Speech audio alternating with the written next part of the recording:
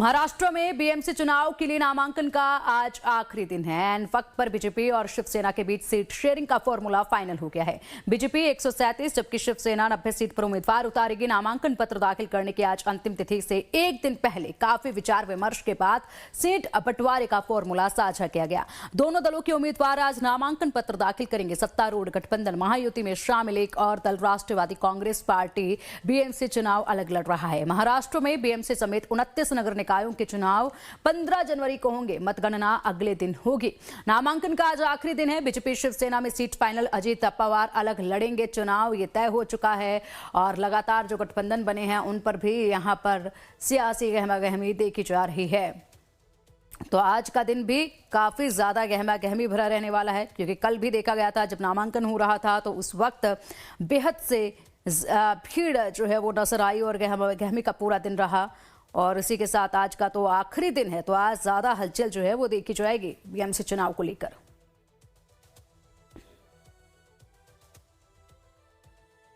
Mumbai BJP के अध्यक्ष सातम ने नामांकन पत्र दाखिल करने की अंतिम तिथि 30 दिसंबर से एक दिन पहले काफी विचार विमर्श के बाद सीट बंटवारे का फॉर्मूला साझा किया। सातम ने कहा है कि दोनों दल अपने अपने कोटे से कुछ सीट गठबंधन साझेदारों को आवंटित करेंगे।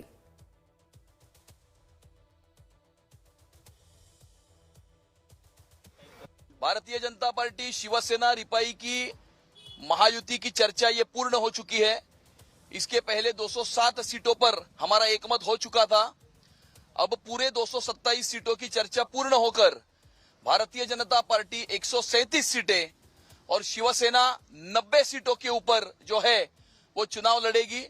हमारे बाकी सर्व जो घटक पक्ष है वो इसी में शामिल किए जाएंगे और आने वाले समय में हम ज्वाइंट प्रचार करेंगे, ज्वाइंट कैंपेन करेंगे और महायुति का हिंदुत्व का भगवा झंडा ये मुंबई की महानगर पालिका पर लहराने की दृष्टिकोण से आने वाले समय में हम मुंबई करों के दरवाजे पर जाएंगे और मुंबई करों के आशीर्वाद से आने वाले समय में महायुति का महापौर, मुंबई करों का अपना महापौर ये मुंबई की महानगर पालिका में विराजमान होगा। तो देश की सबसे अमीर नगर पालिका यानी कि बीएमसी पर कब्जे के लिए सभी राजनीतिक दलों ने अपनी पूरी ताकत झोंक दी है। वजह है जिसका बीएमसी पर कब्जा होगा वो न सिर्फ मुंबई पर राज करेगा बल्कि महाराष्ट्र की सियासत में भी अगुवाही करेगा। जो यहां बता दें कि बीएमसी का सालाना बजट कई छोटे राज्यों से काफी अधिक है। बात सबसे पहले बीएमसी के चुनावी मैदान में खिलाड़ियों की करते हैं। ये कोई क्रिकेट या फिर फुटबॉल के नहीं है बल्कि ये सियासी खिलाड़ी हैं जिनकी हम बात कर रहे हैं। बीएमसी चुनाव में आखिरकार कितने खिलाड़ी हैं और कितने गठबंधन हैं जो एक दूसरे के खिलाफ ताल ठोक रहे हैं।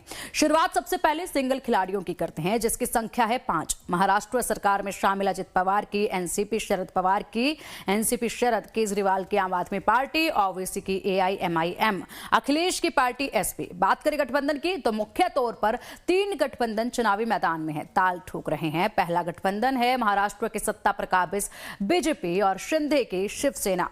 दूसरा गठबंधन है उद्धव की पार्टी शिवसेना, यूपीटी और राज ठाकरे की पार्टी एमएनएस। वहीं तीसरा गठबंधन है कांग्रेस और प्रकाश आंबेडकर की पार्टी वंचित बहुजन अघाड़ी यानी कि वीबीए। अब बात बीएमसी चुनाव मैदान में अकेले दम पर उतरे खिलाड़ियों के। डिप्टी सीएम अजित पवार की पार्टी एनसीपी बीएमसी में अकेले चुनावी मैदान में डटी हुई है।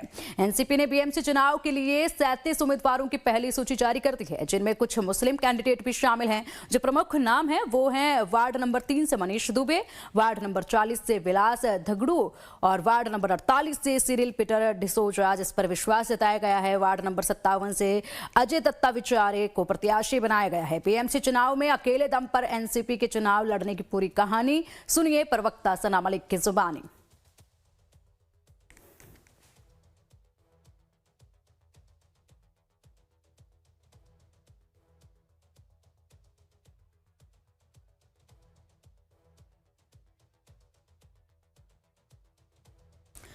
तो बीएमसी चुनाव में नामांकन का आज आखिरी दिन है और उससे पहले ये पूरी जानकारी आपके सामने किस तरीके से यहाँ पर सीटों का बंटवारा हुआ है और वो खिलाड़ी जो चुनावी मैदान में अकेले डटे हुए हैं।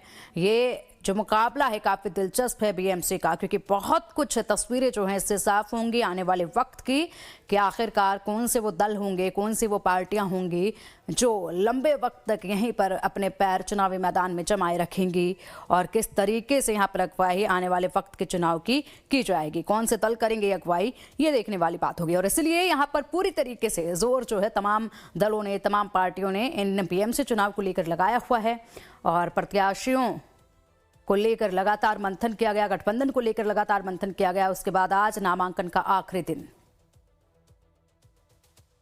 देता है, चाहे वोटिंग का हो चाहे कॉन्टेस्ट करने का हो, और हर पार्टी अपनी विचारधारा लेके चलती है। वो विचारधारा के हिसाब से वो जब आगे बढ़ती है तो जनता जो होता है, जनता उनको चुन के देती है और चुनने के बाद जनता ही डिसाइड करती है कि कौन किधर बैठेगा, चाहे वो कोई भी धर्म का हो, कोई भी जात का हो, कोई भी प्रांत से आता हो या कोई भी भाषा वापर करता हो।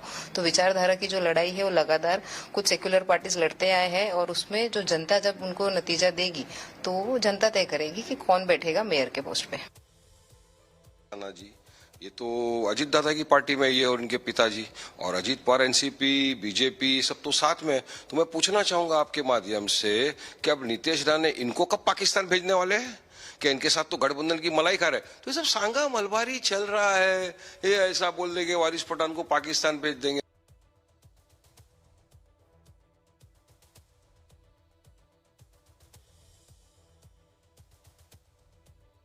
और चलिए अब अधिक जानकारी के लिए हमारे सहयोगी मनीष का रुख करेंगे। मनीष, आज का दिन काफी खास रहने वाला है, कल बेहद कुछ हलचल देखी गई है और अभी भी कुछ गठबंधन को लेकर भेद से सवाल जो है वो उठ रहे हैं। संजय राउत को ही लेकर अगर हम बात कर लें तो उन्होंने अभी एक सवाल जो है वो पूछा है और इसी के साथ आज का दिन बेहद महत्वपूर्ण है। क्या कुछ अपडेट है, किस तरीके की हलचल देखी जा रही है?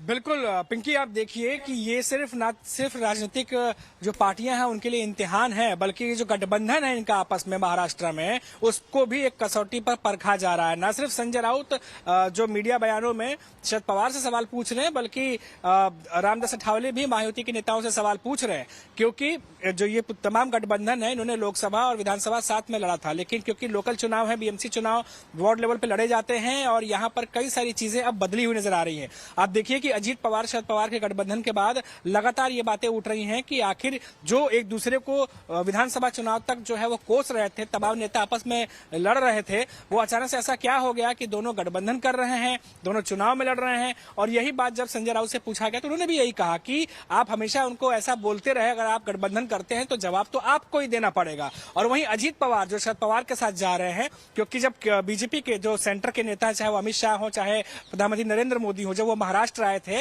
तो उन्होंने भी शरद पवार पे हमला बोला था, शरद पवार की पार्टी से भी उन पर हमला बोला गया था। तो ऐसे में अजीत पवार अगर शरद पवार से गठबंधन करते हैं तो फिर अजीत पवार को भी अमित शाह को जवाब देना पड़ेगा। ये बातें हो रही है पिंकी। और दूसरी तरफ आप देखिए कि रामदास अठावले जो कि आरपीआई रिपब्लिकन पार्टी से आते हैं, आरपीआई उनकी पार्टी है, उनको सीट नहीं मिली है अभी तक और महायुति के नेताओं की तरफ से उन्हें आश्वासन दिया गया है कि आपको भी हम सहभागिता देंगे, इस चुनाव में आपको भी सीटें मिलेंगी। लेकिन 137 सीटों पर बीजेपी है, 90 सीटों पर एकनाथ शिंदे की शिवसेना है। अब इतनी मुश्किल से ये आखिरी मोमेंट तक सीट शेयरिंग चली है और आज नामांकन का आखिरी दिन है।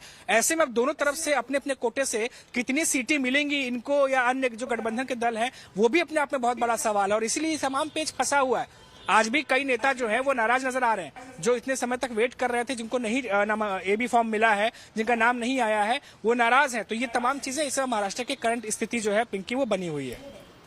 बिल्कुल। और मनीष, जिस तरीके से तमाम दिग्गज जो है नाराज नजर आ रहे हैं, कल से ही ये खलबली जो है वो देखी गई थी, जिस तरीके से यहाँ पर एबी फॉर्म नहीं मिला, उसके बाद से नाराजगी अपने जाहिर करनी शुरू कर दी थी। तो ऐसे में कितना प्रभाव इन पार्टियों को, इन गठबंधनों को पड़ सकता है इस नाराजगी का? देखिए पिंकी, इन नाराजगियों का प्रभाव अभी इस समय तो इतना ज्यादा नहीं पड़ेगा क्योंकि समय अब बचा नहीं है। लेकिन आप मुद्दे देखिए कि किन मुद्दों पर चुनाव लड़ा जा रहा है। एक तरफ जहां उद्धव ठाकरे, राज ठाकरे ये बात कह रहे हैं कि मुंबई में जो है वो मराठी जो है कोई मेयर बनेगा, और उधर ही देखिए आप कांग्रेस और जो बाकी गठबंधन है वंचित बहुजन अघाड़ी, वो कह रहे हैं जो मुंबई का ख्याल रखेगा वो मेयर बनेगा। और दूसरी तरफ मराठी, गैर मराठी, ये तमाम मुद्दे जो है कहीं ना कहीं अब ये मामले अब उछलेंगे और भी ज्यादा, क्योंकि अगले 10 दिनों की रणनीति इन नेताओं के बयानों से अभी से समझ में आ रही है कि किन मामलों को लेकर के जनता के बीच में जाने वाले हैं। हालांकि कल बहुत सारे नेताओं ने नामांकन भरा और आज भी कई सारे नेता नामांकन भरने जा रहे हैं। इसी बीच खबर यह भी आ रही है कि जो उद्धव ठाकरे की शिवसेना है, उनकी बड़ी नेता है किशोरी पेडनेकर, आज वो 10 बजे साढ़े 10 बजे के आसपास मीडिया से बातचीत करने वाली हैं और जानकारी देने वाली है, क्योंकि उनका भी नाम जो है उसमें लिस्ट में आया हुआ है। तो कई पुराने लोगों पर उद्धव ठाकरे की शिवसेना ने दाव लगाया है। जी ठीक है मनीष, आज का दिन बेहद खास है, नजर आप बनाए रखेगा।